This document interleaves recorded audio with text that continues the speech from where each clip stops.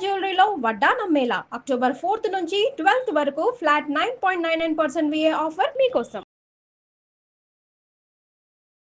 నమస్తే రమ్మగారు. నమస్తే జయ. కథా సరిసాగరంలో మనం సిరీస్ చెప్పుకుంటున్నాం. లాస్ట్ భాగంలో ఉన్నట్లున్నాం, అంతేనా రమ్మగారు? శక్తివేగుడి కథ. శక్తివేగుడి కథ. బిందురేఖను పెళ్లి చేసుకున్నాడు. బిందుమతిని అక్కడ పక్కన పెట్టాడు. ఇప్పుడు మళ్ళీ బిందురేఖ పెట్టలా. ఆవిడతోటి కాపురం ఉంది, ఈవిడతోటి కాపురం ఉంది. బిందురేఖను తెచ్చుకున్నాడు. భార్యకి తెలియజేశాడు, ఇట్లా బిందురేఖను తీసుకొచ్చానని చెప్పింది కదా. బిందురేఖను తెచ్చానని, వివాహం చేసుకుంటున్నానని. అంటే ఆ రోజులో బహుభార్యాత్వం, దక్షిణ నాయకత్వం ఏమి తప్పులేదు. సరే ఊరుకుంది. కొన్నాళ్ళకి ఈ బిందురేఖ గర్భవతి అయింది. ముందున్న బిందుమతికి ఏం అవల, ఆవిడ బాగానే ఉంది. ఈ అమ్మాయి కొద్దిగా నెలలు ఎక్కినాయి. 8వ మాసం వచ్చింది. వచ్చేసరికల్లా బిందుమతి ఒకనాడు భర్తను పిలిచి, ఓ వీరుడా, నువ్వు ఒప్పుకున్నావు, నీ జ్ఞాపకం ఉంటుంటుంది, నీ భార్య ఇప్పుడు గర్భవతి, ఆమెకి 8వ మాసం వచ్చింది. నువ్వు గర్భవిచ్ఛత్తి చేసి గర్భం చీరి ఆమె గర్భంలోని పిండాన్ని తీసుకురావాలి నాకు. ఏం చేయాలో తెలియలే. ఆ రోజున అప్పటికి చూద్దాంలే అనిపించింది. తీరా చూస్తే ఇప్పుడు లక్షణంగా ఉన్న భార్య గర్భవతి, సంతానేచ్ఛ ఎవరికైనా ఉంటుంది. ఆమె మీద ప్రీతిగాను ఉంది, ఈమె మీద ప్రతిజ్ఞ చేసాం, ఒప్పుకున్నాంగా.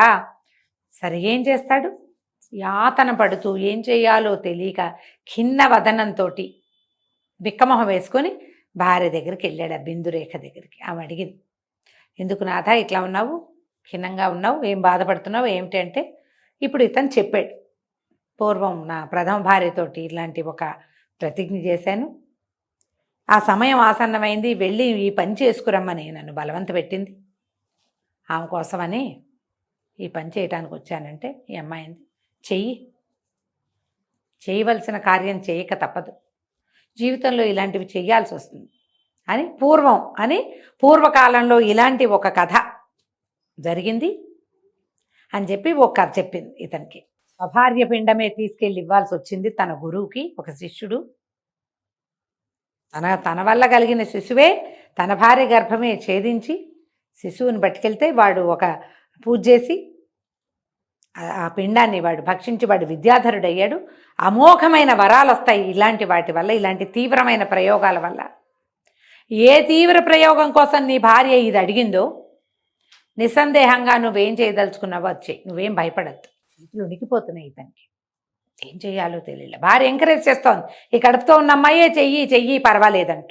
బాగా ఆలోచించి సరేనని చురిక తీసాడు. చురిక తీసి ఆ అమ్మాయి పడుకుని ఉంటే గర్భాన్ని ఛేదించేసరికల్లా ఛేదించి ఆ లోపలున్న పిండాన్ని శిశువుని తీసేసరికి ఆ పిండం కత్తిలాగా మారిపోయింది అతని చేతిలోకి. శిశువు మృత కాదు, జీవించున్నదే. అది 8వ నెల వచ్చింది కదా. పట్టుకునేసరికల్లా ఖడ్గం కింద మారిపోయింది. ఎప్పుడైతే ఖడ్గం కింద మారిందో అతను మామూలుగా ఉండేవాడు బ్రాహ్మణ యువకుడు, మానవ శరీరాల ధర్మం వేరు, విద్యాధరుడైపోయాడు మరుక్షణం. అతను అయిపోవటం ఏమిటి, కాళ్ళు నేల మీద ఆనల. అతనికి తనలో వచ్చిన మార్పు అతనికి తెలిసిపోయింది, జుట్టు పెరగటము తెలిసిపోయింది. అప్పుడు ఈ గర్భం ఛేదించబడిందిగా, ఈ అమ్మాయి ప్రాణం వదిలేసింది. చూస్తూ ఉండగానే మాయమైపోయింది, లేదు ఇంకక్కడ. ఈ చేతిలోకి వచ్చిన కత్తిని చూసుకున్నాడు. అతనికి ఏం చేయాలో తెలియలే. ఆమె దగ్గరికి వెళ్ళాలి, పిండం తీసుకురమ్మంది. ఇదేమో కత్తి అయింది, తనకేమిటో అయ్యింది. ఈ అమ్మాయి ఏమో చచ్చిపోయింది. ఈ కత్తి పుచ్చుకొని బిందుమతి దగ్గరికి వెళ్ళాడు. ఎప్పుడైతే ఆ కత్తి ఇట్లా పట్టుకుందో వెంటనే ఈ బిందుమతి కూడా విద్యాధర స్త్రీగా మారిపోయింది. మారి ఏమన్నదంటే, శాపావసానం అయిపోయింది, మేము ముగ్గురం విద్యాధరపతి కుమార్తెలం, మా ముగ్గురికి శాపమే, ముని శాపం వల్ల మేము 3 చోట్ల పుట్టాం. మా 3 శరీరాలని నువ్వు అక్కడ చూసావు కనకపురిలో. అవును, మా అక్కయ్య ఒక్కటి తప్పించుకుంది, కనకప్రభ మాత్రమే తప్పించుకుంది. మిగిలిన వాళ్ళ ముగ్గురం కనకరేఖ, బిందుమతి, బిందురేఖ, మేము వాళ్ళు శశిమతి, శశిరేఖ ఇలాంటి పేర్లు ఉన్నాయి మాకు. మేము ఇలా భూమి మీద పుట్టవలసి వచ్చింది. పుట్టి ఎప్పుడైతే మా శాపావసానమైందో శరీరాలు వదిలిపెట్టి మా సొంత శరీరాలకు వెళ్ళిపోయాం. కనకరేఖ, నువ్వు ఎప్పుడైతే కనకపురిని చూసావో ఆమె మృతదేహాన్ని చూసొచ్చానని జీవించి ఉన్న ఆమెకి చెప్పంగానే ఆమె ప్రాణం వదిలేసి అక్కడికి వెళ్ళిపోయింది. నువ్వు గర్భాన్ని ఛేదించంగానే బిందురేఖ వెళ్ళిపోయింది. ఛేదించిన పిండం కత్తిగా మారి నన్ను నేను స్పర్శించిన తర్వాత నాకు కూడా అయిపోయింది, నువ్వు కూడా మాతో పాటు వాడివే. దీనివల్ల శాపం వల్ల మనం ఇట్లా జన్మించాం అని చెప్పి నేను వెళ్ళిపోతున్నాను. నువ్వు నీ ఖడ్గసిద్ధి వల్ల ఈ ఖడ్గం లభించింది నీకు, ఈ ఖడ్గసిద్ధితోటి నువ్వు కనకపురి చేరుకుంటావు, నీకు మాకు సంబంధం లేదు, నీ దారి నువ్వు రావాలి అని చెప్పి అమ్మాయి కాస్త వెళ్ళిపోయింది. చూస్తే అక్కడ ఆ భార్య చచ్చిపోయింది, ఇక్కడ ఈ భార్య చచ్చిపోయింది. ముందు భార్య ముందే పోయింది. సరే ఇతను మళ్ళీ ఈ ఖడ్గసిద్ధి అప్పుడు తెలుసుకున్నాడు తనకి ఒక శక్తి వచ్చిందని. లేకపోతే తన సంగతి తనకు తెలియలేదు అనుకో, వాడికి విద్యాధరుడైనా ప్రయోజనం లేదు. అవును. అప్పుడు తనని ఖడ్గాన్ని తలుచుకుని కనకపురికి వెళ్ళాలని కోరుకుని కనకపురి చేరాడు. చేరితే ఏముంది, ఆ పెద్ద మేడ, పెద్ద తోటలో ఆ బిల్డింగులు ఉన్నాయిగా వరుసగా భవనాలు, అక్కడికి వెళ్ళేసరికి ముగ్గురు మంచాల మీద ఉన్న ముగ్గురు అమ్మాయిలు లేచి కూర్చుని ఉన్నారు. వీళ్ళతో పాటు ఆ కనకప్రభ కూడా చెల్లెళ్ళని ఎప్పటి నుంచో మిస్ అవుతుంది, ఆవిడ జీవించలేరుగా వాళ్ళు, ఒట్టి ఇవి ఉన్నాయి, డెడ్ బాడీసే ఉన్నాయి.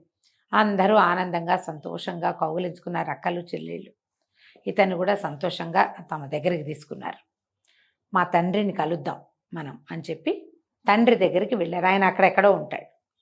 ఈ నలుగురు ఆడపిల్లలతోటి శక్తిదేవుడు అక్కడికి శక్తి దేవుడే అసలు ఒరిజినల్ పేరు.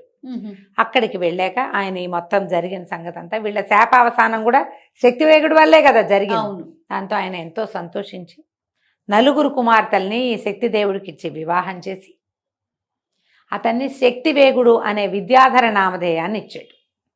ఇచ్చి అతనికి ఏం చెప్పాడంటే, ఈ విద్యాధర లోకానికి ప్రభువైన వాడు నరవాహన దత్తుడి పేరుతోటి వత్సరాజుకి భూలోకంలో జన్మిస్తాడు, రాబోయే కాలంలో జన్మిస్తాడు. అతన్ని సేవించండి, అతనికి అవసరమైనప్పుడు కనపడరండి, శిశువుగా జన్మించినప్పుడు చూసిరండి, తర్వాతే అతను మీకు విద్యాధర లోకానికి ప్రభువు కాబోతాడు అని చెప్పాడు.